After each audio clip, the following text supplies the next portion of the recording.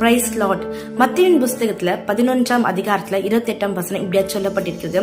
வருத்தப்பட்டு பாரம் சுமக்கிறவர்களே, நீங்க எல்லோரும் என்னிடத்தில் வாருங்கள், நான் உங்களுக்கு இளைப்பாறுதல் தருகிறேன்.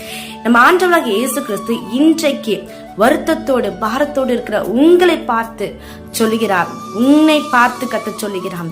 வருத்தத்தோடு இருக்கிறியா? பாரத்தோடு இருக்கிறியா? பல விதமான குழப்பத்தோடு இருக்கிறியா?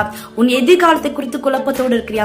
இல்ல பல விதமான கடன் பிரச்சனையில சிக்கி கொண்டு அதை விட்டு எப்படி வெளியில வருது தெரியாம தவித்து கொண்டு இருக்கிறியா? இன்றைக்கு ஆண்டவர் உங்களை பார்த்து சொல்கிறார்.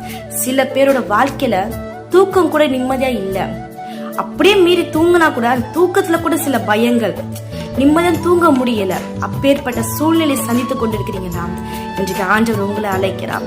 வருத்தத்தோடு இருக்கிற என் மகளே, வருத்தத்தோடு இருக்கிற என் மகனே, நீ என்னிடத்தில் வா, நான் உனக்கு இளைப்பாறுதல் தரேன், நான் உனக்கு நிம்மதியை தரேன், நான் உனக்கு சமாதானம் தருகிறேன், நான் உனக்கு ஆசீர்வாதங்களை தருகிறேன் என்று கர்த்தர் சொல்கிறான்.